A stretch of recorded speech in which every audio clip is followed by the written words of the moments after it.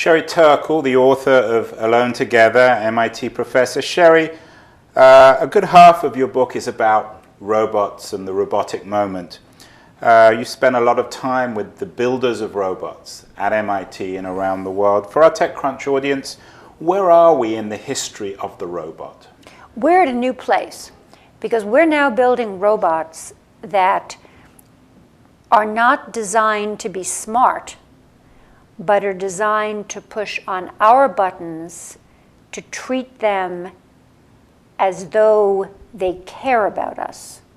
So it's more important now that we respond to the robots because the robots make us feel as though they care about us than that the robots really have intelligence.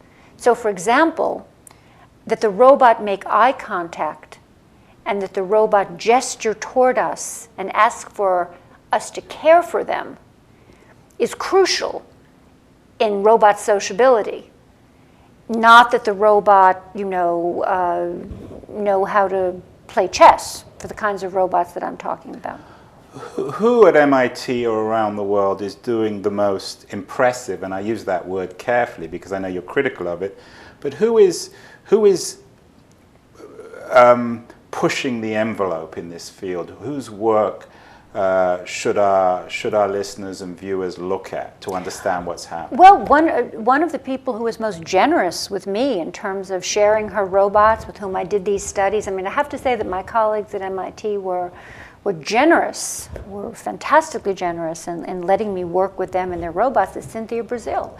She's designing robots that really have facial expressions, that convince you that there's somebody home.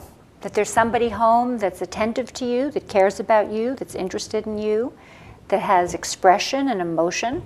And one of the interesting things in the studies that we did together is that if you tell a child, this is just a robot, this is a programmed creature, it doesn't matter.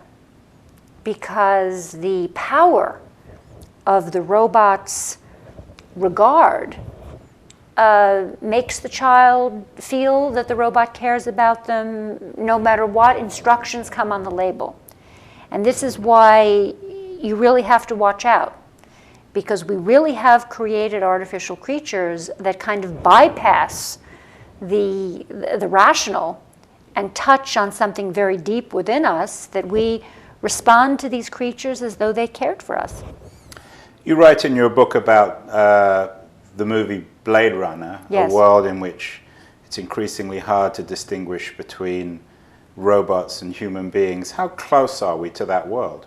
We're very, very far away from that world.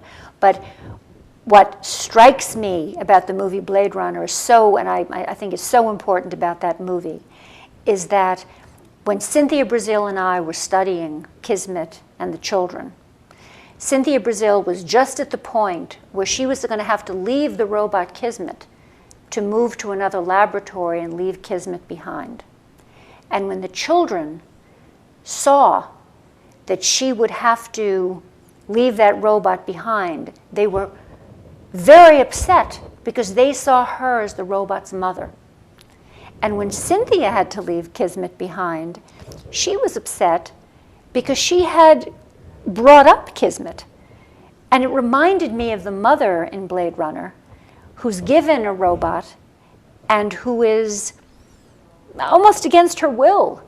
The robot asks her for care, and she nurtures the robot and thus comes to love it. Could you imagine loving a robot yourself? I've got to say that the closest I came to feeling that sense of connection despite myself was in that experience with Cog, where I wanted its attention and felt that visceral, I want this object's attention even though I knew it had no attention of any meaning to give me. That was an incredibly powerful experience. It didn't really have to do with love, but I experienced something so visceral and so beyond the intellectual that I consecrated. I mean, I've put in 15 years of my life tracking this story because that experience was so powerful, and I think so important for us to follow and take seriously. Are computers or robots ever capable of love? No, because computers and robots, love and the arc of the human life cycle is a human. Is for humans to have, people who have human bodies, people who know birth, who know death, who know loss, who know our lives. Now, that doesn't mean that robots aren't going to be capable of all kinds of other things. They're going to be fantastic creatures. But if you want to talk about the loss of a child, if you want to talk about the love of a child, if you want to talk about what it is to be in a family, you go to somebody who's had those experiences. This isn't about information.